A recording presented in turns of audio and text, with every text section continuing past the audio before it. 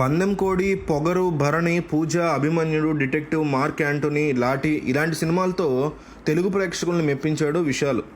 కాలీవుడ్లో star హీరోగా వెలుగొందుతున్నటువంటి అతనికి తెలుగులో కూడా భారీగా అభిమానులు ఉన్నారు. గత ఏడాది రత్నం అనే సినిమాలో చివరిగా కనిపించాడు విశాల్. ఆ తర్వాత పెద్దగా బయట ఎక్కడ కనపడలే. అయితే ఇప్పుడు ఉన్నట్టుండి గుర్తుపట్టలేనంతగా మారిపోయాడు విశాల్. బాగా బక్క చిక్కిపోయి కనీసం మాట్లాడలేకపోతున్నాడు. చేతులు కూడా వణికిపోతున్నాయి అతనివి. ఇందుకు సంబంధించినటువంటి వీడియో ఇప్పుడు ఇంటర్నెట్లో వైరల్గా మారింది. దీన్ని చూసినటువంటి ఫ్యాన్స్ కూడా కంగారు పడుతున్నారు. సినిమా అభిమానులు, తెలుగు ప్రేక్షకులు కూడా కంగారు పడుతున్నారు. విశాల్కి ఏమైందని ఎక్కడ చూసినా నెట్ నుంచి క్వశ్చన్స్. రత్నం తర్వాత మళ్ళీ ఏ సినిమాలో కనిపించలేదు విశాల్. అయితే 12 ఏళ్ల క్రితం షూటింగ్ పూర్తి చేసుకున్న అతని సినిమా మదగజరాజా ఇప్పుడు థియేటర్లో విడుదల కాబోతుంది. సంక్రాంతి కానుకగా జనవరి 12 సినిమా వస్తుంది, రిలీజ్ అవుతుంది. ఈ సినిమాకి సంబంధించిన ప్రమోషన్లు ఉంటాయి కదా, ఆ ప్రమోషన్లకి ప్రీ రిలీజ్ ఈవెంట్ పెట్టారు. అందులో అక్కడ హాజరయ్యాడు విశాల్. అయితే ఈవెంట్కి వచ్చినటువంటి విషయాలను చూసి అందరూ ఒక్కసారిగా షాక్ అయ్యారు. మొహం అంతా వాచిపోయి, మాట్లాడుతున్న టైంలో కూడా చేతులు వణికిపోయి, నోట్లోంచి కూడా మాట సరిగ్గా రాలేనటువంటి పరిస్థితిలో ఉన్నాడు విశాల్ పరిస్థితి చూసి కొంతమంది కళ్ళమ్మని నీళ్ళు కూడా పెట్టుకున్నారు. ఫ్యాన్స్ అయితే తమ అభిమాన హీరోకి ఏమైందంటూ సోషల్ మీడియాలో వార్తలు వచ్చాయి. చాలామంది క్వశ్చన్ చేశారు. అయితే విశాల్ తీవ్ర చలి జ్వరం, జలుబుతో బాధపడుతున్నాడని తెలుస్తోంది.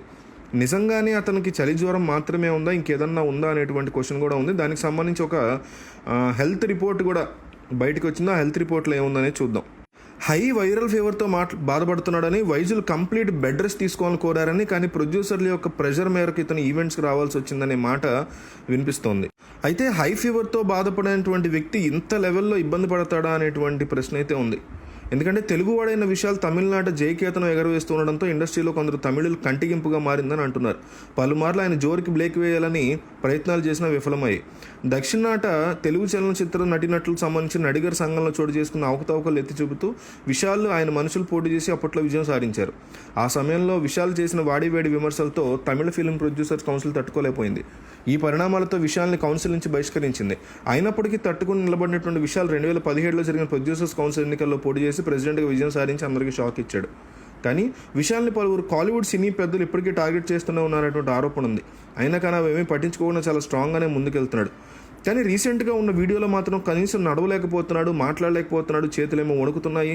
కేవలం హై ఫీవర్ ఉంటే ఇలా ఎందుకు ఉంటారు మనుషులు అనేది ప్రశ్న. కనీసం మైక్ కూడా పట్టుకోలేపాడు కదా.